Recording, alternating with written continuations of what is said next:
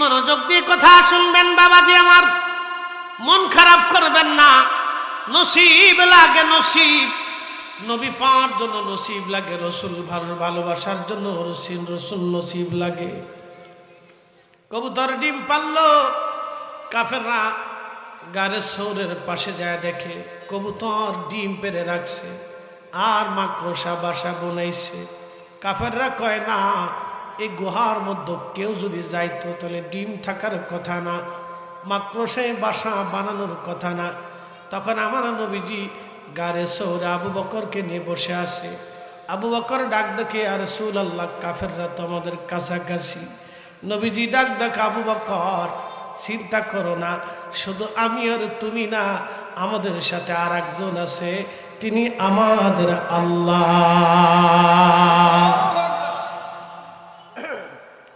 অন্ধ গাহে না শুধু তোমারি গুণগান, অন্ধ গাহে না শুধু তোমারি গুণগান, বুঝে বুঝে না তবু শান, তুমি রহমান তুমি মেহেরবান, তুমি রহমান তুমি মেহেরবান। লা ইলাহা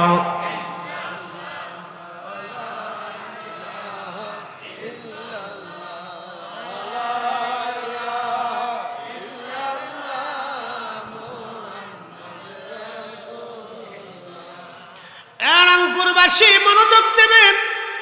গাড়ি শহরের ভিতরে ঢুকে আবু বকর দেখে জায়গায় জায়গায় গর্ত। চিন্তা করলেন, গর্ত যেহেতু আছে সাপ বেরিয়ে আসতে পারে। গায়ের মধ্যে চাদর ছিল, চাদরটাকে ছিঁড়ে ছিঁড়ে ছিঁড়ে ছিঁড়ে টুকরা টুকরা করে গর্তের মুখে মুখে চাদর মুসরি মুসরি আবু বকর ঢুকিয়ে দিতে লাগলেন।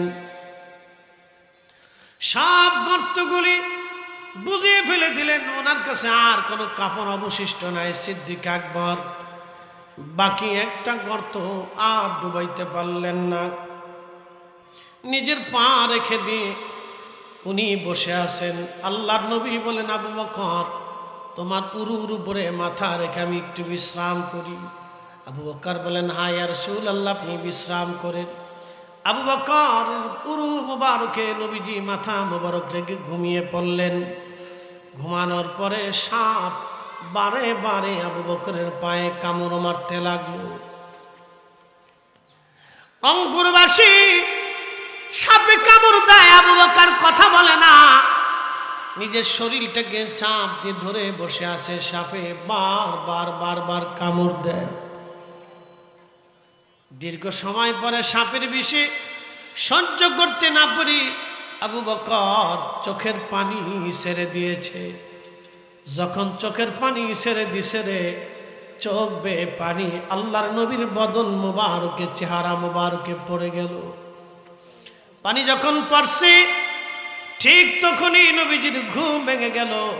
নবী আমার ডাক দিয়ে বলেন, আবু বকর কেন তুমি কান্দো? বাড়ি থেকে চলে আসছো, বাড়ির কথা কি তোমার মনে পড়ছে? আবু বকর ডেকে বলে, হুজুর আপনি রসুলের প্রেমে পড়ে আমি সংসার ছেড়ে দিয়েছি। হুজুর আমি স্ত্রী পুত্র পরিজন সব ছেড়ে দিয়েছি।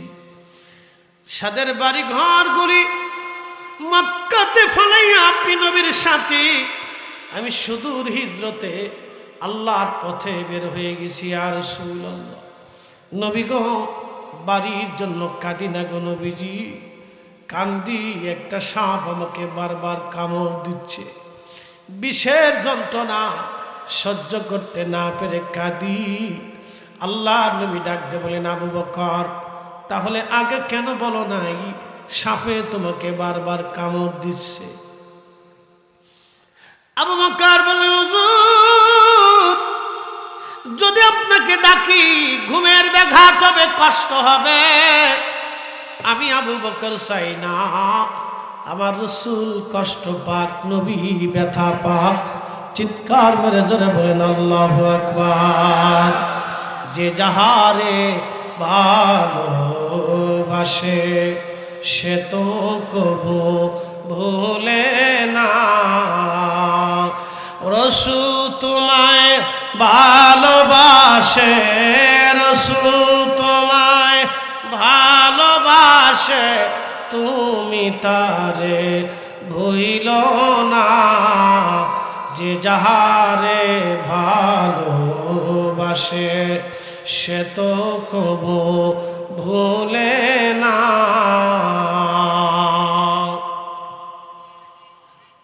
নবীজি যদি ঘুম থেকে আপনাকে জাগাই কষ্ট হবে আপনার। আমি আবু বকর চাই না রাসূলকে কষ্ট দেই। একটু চিন্তা করেন তো, আবু বকর নবীকে সামান্যতম কষ্ট দিতে চান নাই, ব্যথা দিতে চান নাই। আমরা রাসূলকে কথা দিয়ে কষ্ট দেই। প্রশ্ন রাখবেন ফরিদি সাহেব, রাসূলকে কথা দিয়ে কেমনে কষ্ট দেই?